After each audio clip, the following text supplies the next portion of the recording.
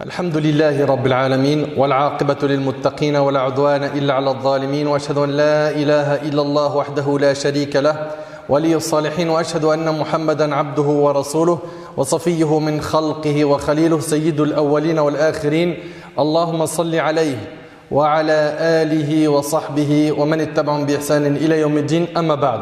Mes chers frères et sœurs, parlons aujourd'hui d'un problème que vit énormément de musulmans et de musulmanes. Chacun d'entre nous s'est déjà senti, à certains moments de sa vie, très mal, angoissé. Pourtant, il est possible que cette personne-là ne manque de rien au niveau du matériel. Plus d'une personne parmi nous a déjà connu l'angoisse, le stress. Pourtant, la personne n'a pas été touchée par une épreuve physique, une épreuve financière, une épreuve apparente. Cette personne, en fait, elle a été touchée par une épreuve qui touche le cœur. C'est quoi? C'est qu'elle s'est détournée de la voie d'Allah Tabarak wa Ta'ala. Elle s'est détournée du chemin d'Allah Azza wa Jal. Et j'attire toute votre attention sur cette khutba qui est très très très importante. Des fois, tu parles avec une personne et il te dit « Je vais très très mal, je me sens pas bien. Quand je suis seul dans ma chambre, mon cerveau il réfléchit trop et je me sens triste. » Des fois, on entend même des gens qui disent « J'ai des idées sombres. » La raison de tout cela, c'est quoi? C'est que la personne s'est éloignée d'Allah Tabarak wa Ta'ala. Ton lien avec Allah, il est bien entretenu, tu vas être épanoui dans ton cœur. Tu seras solide, même au moment de l'épreuve. Par contre, ton lien avec Allah, tu l'affaiblis, Wallahi, tu peux avoir du matériel comme tu veux. La dernière voiture, portable, tu as de l'argent, tu te prives de rien, tu es capable de tout te procurer. À partir du moment où ce vide n'a pas été comblé, le vide spirituel dans ton cœur, tu continueras à traverser énormément de moments d'angoisse. Tu ne te sentiras pas bien au fond de toi-même. Et je sais que ce sujet, il parle à plus d'une personne parmi nous. Il nous parle. Allah Tabarak wa Ta'ala, il nous a tout enseigné dans notre magnifique et sublime religion. Mais comme un grand nombre d'entre nous n'étudient pas la religion, certains s'en sont détournés. Résultat des comptes, ils cherchent des solutions en dehors de l'islam. Mais vous n'en trouverez pas, ahbab al-kiram. Vous n'en trouverez pas, c'est dans le din où il y a les solutions. Allah Tabarak wa Ta'ala, il dit, méditez bien s'il vous plaît, Allah yajazikum khair, sur les paroles d'Allah Tabarak wa Ta'ala. Allah Azza wa Jalla, il nous dit, فَمَنْ يُرِدِ اللَّهَ أَنْ يَهْدِيَهُ يَشْرَحْ صَدْرَهُ لِلْإِسْلَامِ وَمَنْ يُرِدْ أَنْ يُضِلَّهُ يَجْعَلْ صَدْرَهُ ضَيِّقًا حَرَجًا كَأَنَّمَا يَصَّعَّدُ فِي السَّمَاءِ. Et puis quiconque Allah veut guider, et Allah guide ceux qui cherchent la guider, ceux qui demandent la guider, ceux qui veulent la guider. Et quiconque Allah veut guider, il lui ouvre la poitrine à l'islam. Et quiconque il veut égarer, il rend sa poitrine étroite et gênée. Vous entendez s'il vous plaît? Comme s'il s'efforçait, regardez subhanallah, comme s'il s'efforçait de monter au ciel. Plus tu montes en altitude, moins tu respires bien, n'est-ce pas? Et regardez l'image ici. Allah Tabarak wa Ta'ala, il nous montre clairement que la personne qui s'égare du chemin d'Allah, qui s'écarte du chemin d'Allah, elle est comme celle qui fait quoi? Qui s'efforce de monter au ciel. Il va étouffer. En deux mots, ta vie sans Allah, ça va être un étouffement. Tu vas avoir beaucoup de mal à trouver ce que tu recherches, toi qui cherches le bonheur, l'épanouissement, la tranquillité intérieure. Tu vas avoir du mal. Ainsi, Allah inflige sa punition à ceux qui ne croient pas. La principale cause de l'épanouissement du cœur est le fait d'attacher son cœur à Allah Tabarak wa Ta'ala, de l'adorer seul, Azza wa Jal, d'avoir la foi en Allah Tabarak wa Ta'ala. C'est comme ça que tu seras épanoui. C'est comme ça que tu vivras bien dans cette vie. Par contre, toute personne qui s'écarte du chemin d'Allah, il s'écarte de la révélation d'Allah Tabarak wa Ta'ala, il ne veut pas entendre parler du Coran, il ne veut pas entendre parler de la sunna du prophète alayhi salatu wassalam. Dans cette vie déjà, il va vivre une vie pleine de gêne. Mais je ne comprends pas, mon frère, tu me dis une vie pleine de gêne, mais moi quand je regarde leur vie dans les réseaux sociaux, Allahumma barak, ils ont des grosses voitures, des voitures à 6 chiffres, qui coûtent super cher, voire des fois qui dépassent ces chiffres-là. Je ne comprends pas, mais tu es en train de voir une apparence seulement. Ces gens-là, ce qu'ils montrent sur les réseaux, c'est une chose. Dans la vraie vie, c'est une autre chose. Combien de personnes parmi eux sont partis voir des psys? Combien d'entre eux ont connu des ruptures de famille qui ont été violentes? Ou bien, parfois c'est parti jusqu'à où? Des tentatives de suicide. Et quand tu les regardes d'apparence, tu dis, waouh, ils ont tout à envier. Ils n'ont rien à envier à partir du moment où ils sont loin du chemin d'Allah. Réveillez-vous un peu.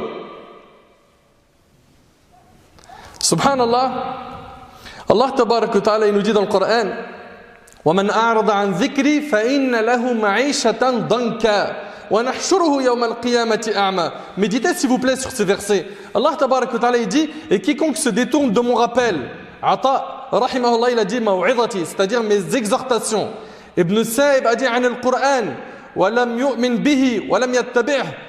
Ibn Sa'ib dit, il s'est détourné ici du Coran. Il n'a pas cru au Coran, il ne l'a pas suivi. Al-Dhahak ibn Abbas, ils disent, ici, al-ma'isha ad-danka, c'est quoi? Tadiq alayhi abwab al-khayr. Les portes qui mènent au bien vont se refermer sur son visage. Pourquoi? Parce qu'il s'est détourné de la religion d'Allah. Donc ce qui va s'attirer, c'est le mal. Vous comprenez? Ce qu'il va s'attirer, c'est le mal. Et quiconque se détourne de mon rappel mènera certes une vie pleine de gêne. Voilà ce qu'il nous dit Allah subhanahu wa ta'ala. Et le jour du jugement, nous l'amènerons aveugle au rassemblement. Allahu Akbar. Le jour du jugement, il est ressuscité aveugle. Il dira, ô mon Seigneur, pourquoi m'as-tu amené aveugle alors qu'auparavant je voyais? Allah lui dira, de même que nos signes, nos enseignements, tu étais venu et tu les as oubliés, ainsi aujourd'hui tu es abandonné. Allahu Akbar. Mes chers frères, mes chères sœurs, être angoissé de l'âme, c'est quelque chose de très douloureux. C'est dur. Et le remède, il est dans le din, dans le fait de revenir à Allah subhanahu wa ta'ala. Mais il y en a qui se voilent la face. Il y en a, ils le savent, mais ils préfèrent quoi? Ils préfèrent ce que leur propose Iblis, le monde du faux, le monde de l'égarement, le monde du haram. Allah tabarak wa ta'ala nous dit innal abrara la fi na'im wa innal fujjara la fi jahim. Les bons seront certes dans un jardin de délices et les libertins seront certes dans une fournaise. Ibn al-Qayyim rahimahullah, il dit concernant les délices qu'on va connaître les bons, les pieux, ils ne se limitent pas aux délices du jour du jugement. Il nous dit ici que ce sera des délices pour eux dans cette vie. Par quoi? Par la foi. Wallahi, quand tu as la foi en Allah, tu as goûté au plus grand bonheur sur terre. La foi. Donc dans cette vie, ils connaissent déjà ces délices. Dans leur tombe également. Et le jour du jugement. C'est Al-Jannah. Allahumma ja'alna min ahli al-Jannah ya Rabbi. Par contre, ceux qui se sont éloignés du chemin d'Allah, pareil, ils connaîtront les ténèbres dans ces 3 étapes. Dans leur vie d'ici-bas, dans leur tombe et le jour du jugement. Mes chers frères, mes chères sœurs, Abdullah ibn Abbas radiyallahu ta'ala anhu an jami' as-sahaba a dit les bonnes actions apportent de la clarté au visage, de la lumière dans le cœur, de la largesse dans la subsistance, de la vitalité au corps et de l'amour pour lui dans le cœur des gens. Et les mauvaises actions, écoutez bien, et les mauvaises actions obscurcissent le visage, font que des ténèbres envahissent le cœur, elles affaiblissent le corps, diminuent la subsistance et entraînent l'animosité envers lui dans le cœur des gens. Sachez que s'éloigner d'Allah tabarak wa ta'ala jusqu'au point où ton âme est angoissée, ça a des conséquences. Vous voulez connaître ces conséquences? Soyez attentifs. 1. Tu es détesté par les bonnes personnes. Écoutez bien, tu es détesté des pieux. Dans le hadith rapporté par Muslim, le prophète sallallahu alayhi wa sallam a dit, et quand Allah déteste quelqu'un, il appelle Jibril. Et il lui dit, je déteste un tel, déteste-le à ton tour. Aussitôt, Jibril le déteste et il dit aux habitants du ciel, Allah déteste un tel, détestez-le donc vous aussi. Puis on le rend antipathique sur terre, c'est rapporté par Muslim. Même sur terre, il n'est pas aimé. Il n'est pas aimé par qui? Par les pieux, les bonnes personnes. Par contre, les shayatines, les démons, parmi les humains, eux, ils l'aiment. Ils veulent sa fréquentation. Ils le veulent à leur côté. La deuxième chose que ressent cette personne qui a une âme angoissée à cause des péchés, on a dit 1, il est détesté par les pieux. 2, ils sont tout le temps cette solitude. Cette solitude qui lui ronge le cœur, qui lui fait mal. Pourquoi? Parce qu'il s'est éloigné d'Allah tabaraka wa ta'ala. C'est une personne qui, non seulement il sent la solitude, mais en plus de cela, son âme, tellement elle a été impactée par le mal, par le haram, elle en est devenue allergique au monde du halal. C'est le type de personne, quand on lui fait un rappel, on lui rappelle Allah, il n'écoute pas. Quand on veut lui faire changer de fréquentation et on lui présente des gens bien, il les esquive. Quand on lui fait écouter le Coran, il ne veut pas l'écouter. Et quand il l'écoute, il ne le médite pas. Son âme a trop d'attirance pour le monde haram, le monde sale. Mais par contre, ce qu'Allah tabaraka wa ta'ala aime, ça non. Il n'aime pas ce monde. Il le fuit. Troisième conséquence, c'est la dureté du cœur. La dureté du cœur. La personne qui a une âme angoissée à cause des péchés, elle en arrive à un stade où son cœur durcit. C'est quelqu'un qui a le cœur dur envers quoi? Envers les pratiques religieuses. Il n'aime pas les rappels, il n'aime pas écouter ce qu'il attend le jour du jugement. Tout ce monde-là, il n'aime pas. Allah tabaraka wa ta'ala dit Alam ya'nini alladhina amanu an takhsha'a qulubuhum li dhikrillah wa ma nazala min al-haqq. Le moment n'est-il pas venu pour ceux qui ont cru que leur cœur s'humilie à l'évocation d'Allah et devant ce qui est descendu de la vérité, à savoir le Coran? ولا يكونوا كالذين أوتوا الكتاب من قبل فطال عليهم الأمد فقست قلوبهم وكثير منهم فاسقون. Et de ne point être pareil à ceux qui ont reçu le livre avant eux, ceux-ci trouvèrent le temps assez long et leurs cœurs s'endurcirent et beaucoup d'entre eux sont pervers.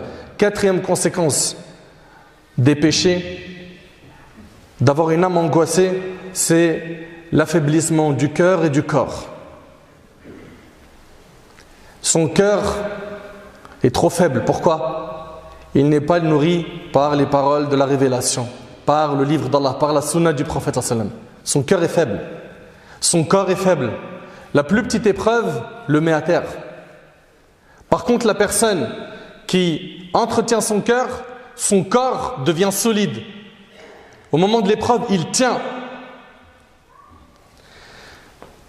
Également, et ça c'est une conséquence très difficile, la privation de l'obéissance à Allah. Allahu Akbar. Cette personne qui a une âme angoissée à cause des péchés, qu'elle sache que parmi ces conséquences, il y a le fait de quoi? D'être privé de l'obéissance à Allah. Le péché est un obstacle sur le chemin de l'obéissance. Il obstrue son chemin une première fois, puis une deuxième fois, puis une troisième fois, et ainsi de suite. Il y en a plein, tu leur demandes, mais pourquoi tu ne te réveilles pas pour le fajr? Ils disent, Wallah, je sais pas, je règle mon réveil, je sais pas, ça marche pas. Diminuons nos péchés. Diminuons nos péchés. Les péchés, c'est un obstacle, ça empêche d'aller de l'avant. Cet homme angoissé à cause des péchés est en train de brûler sa vie dans ce qui met en colère son Seigneur Azza wa Jal. Tu es en train de perdre ta vie, ton capital, la chose la plus importante que tu possèdes.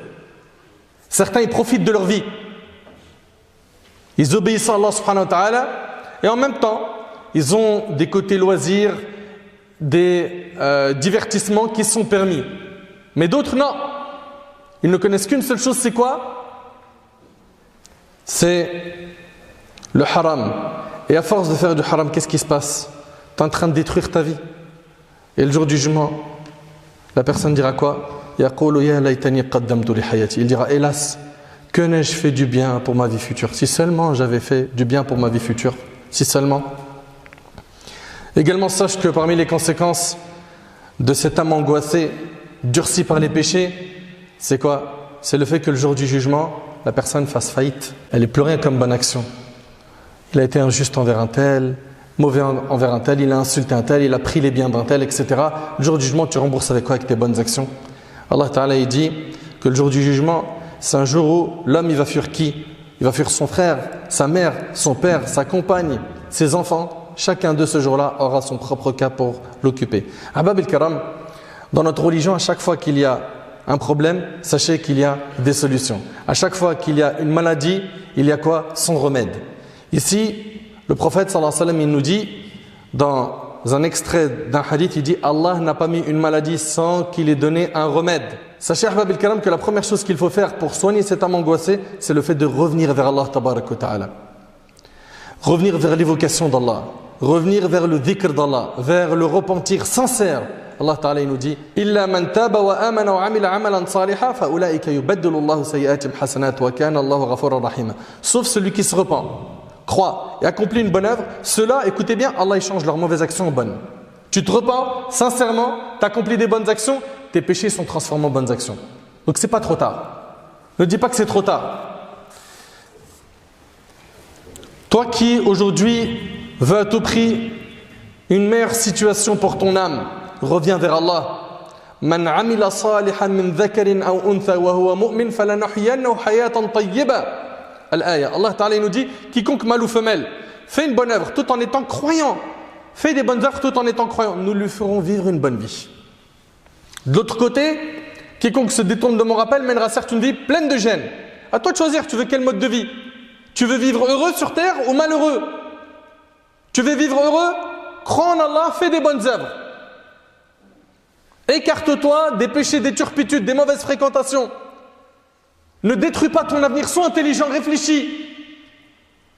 Si tu possédais 10 000 euros et que quelqu'un te dit la mallette là dans laquelle tu as mis les 10 000 euros, brûle-la, montre-moi que tu es cap. Qui le ferait? Mais est-ce que vous réalisez que vous êtes en train de détruire plus de 10 000 euros? Vous détruisez votre vie par le haram.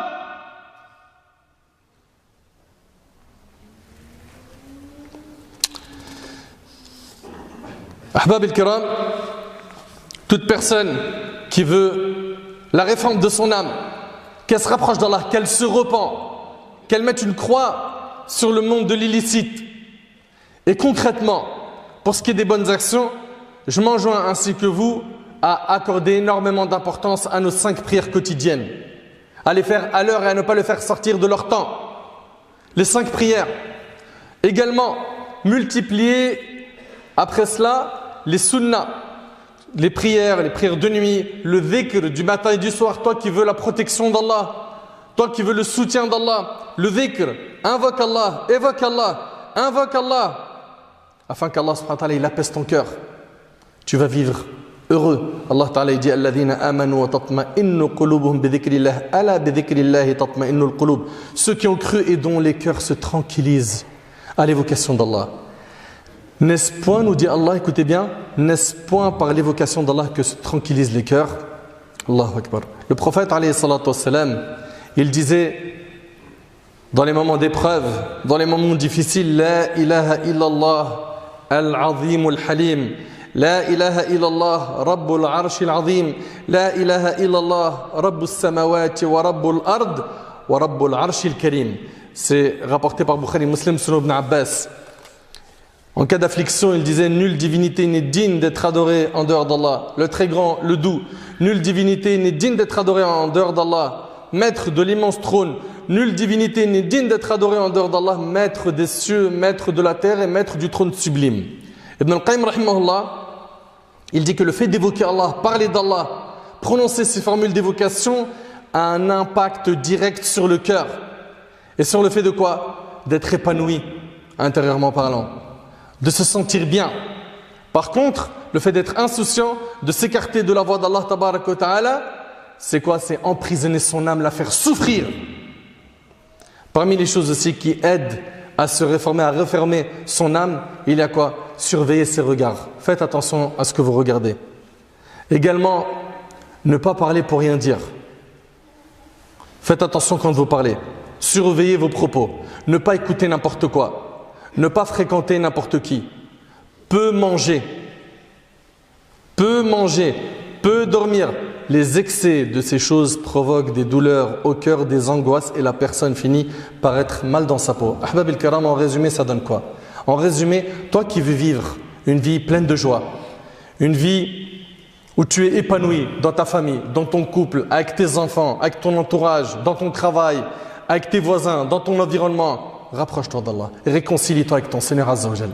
Ça suffit cette vie que tu mènes dans l'égarement. Ça suffit cette vie dans l'insouciance. C'est bon. Tu as fatigué ton âme. Repose-la. Apaise-la par la religion. Venez à la mosquée. Fréquentez les mosquées. Écoutez des rappels. Pratiquez plus la religion. Vous savez que telle chose est obligatoire et telle chose est interdite. Mais il y en a plein, il faut comme si de rien n'était. Il faut qu'on se reprenne en main. On n'a qu'une seule vie sur terre.